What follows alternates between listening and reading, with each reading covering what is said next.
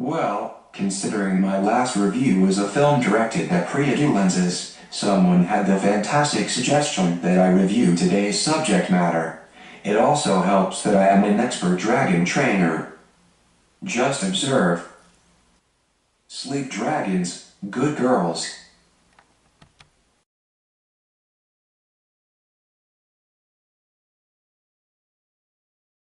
There is a video game tie-in, but this sequel is based on a book series by British author Ceili. Cal wrote How to Train Your Dragon in 2003. She would proceed to write 11 more sequels, with the last being released in 2015. This caught the attention of Jeffrey Katzenberg's Dreamworks Animation, who bought the rights to it in 2004. The company handed the project to former Disney veterans, Chris Sanders and Dean DeBlois, who were responsible for the hit Lilo and Stitch.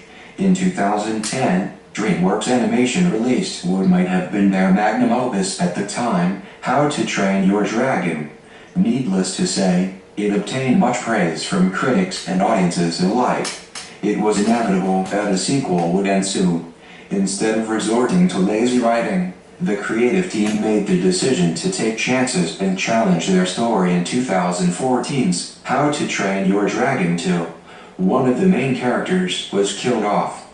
This sequel also gained admiration from the commentators, fans, and casual film viewers.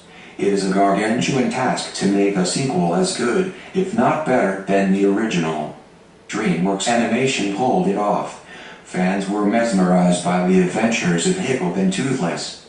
It only seemed fitting to conclude the trilogy with today's motion picture, How to Train Your Dragon, Hidden World. By the way, no Welsh flags were harmed in our production. For the trilogy's finale, Dean DeBlois was the sole writer and director. His direction was solid. The action scenes and character interactions were great. The animation was superb. Everything from character models to background was beautifully rendered. In terms of voice acting, the cast pulled off another superb rendition. They voiced each character as if it were second nature. Everyone from America Ferrera, Kate Blanchett, Craig Ferguson, Jonah Hill, Christopher Mintz-Plasse, Kit Harington and the others were very accustomed to their roles, especially after a 5-year hiatus between films. Obviously, J. Baruch Al's Hiccup was always going to be the focal point. His character was becoming the leader of his tribe in this film. His character's story arc was the emotional center. Baruch was able to emote various Hiccup's emotions in each of the trials and tribulations of the story. It was very pleasant to see Gerald Butler's stoic return in a cameo. Don't panic. He's not a zombie. Stoic cave scenes are flashbacks. Nobody's brains will become lunch. I did have a few grievances about the story. First off, the film was a dragon hunter trying to take the dragons of Berk. This should seem familiar to the viewers of the previous incarnation. Not to say, F. Murray Abraham's Grimmel was a bad antagonist. Unlike the second film's villain, Grimmel was not a brute.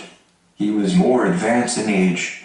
Grimmel is more of a methodical hunter who relies on the cunning, wits, experiences and knowledge of pharmacology.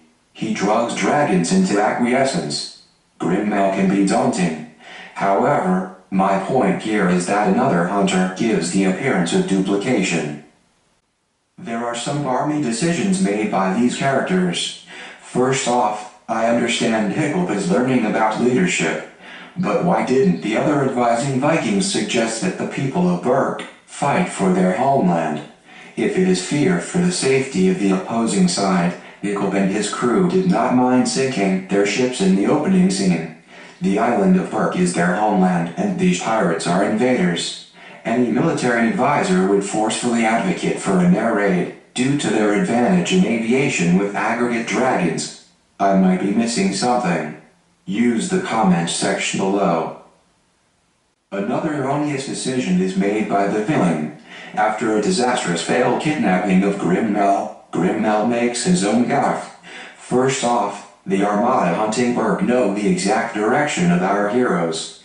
They have a map that shows the only land for hundreds of kilometers. The only other place the people of Berk could go is Dragon Shangri-La.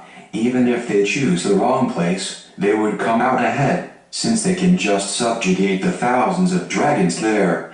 Grimmel knew of the legend, by the way. The decision to let the captured Roughneck and her dragon go was imprudent. If the film wanted to demonstrate the lengths the Nemesis would go, Grimmel and the other hunters would either gag her and keep her as a hostage, or torture her in order to make the people of Berk give in. Also a bit of advice for screenwriters: never write a scene to demonstrate just how obnoxious a character can be, especially in the third film of a series. With all the criticism, which I am delivering on the movie, there are some very positive points. The story was simplified, so that the sole focus of the film was the interconnection between Hiccup and Toothless.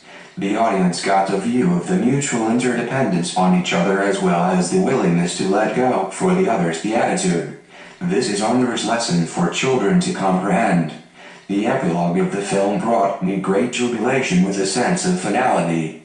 It brought a sense of satisfaction to the trilogy at large. How to Train Your Dragon trilogy is the most enthralling saga Dreamworks Animation has ever put out. It is going to be arduous to top. The film series had a firm beginning, middle and end. Sadly, Hidden Kingdom might be viewed as the Return of the Jedi of the series. Return of the Jedi was a good film, but it was not as great as the previous two. Hidden Kingdom is a very good movie. Just the previous installments are better.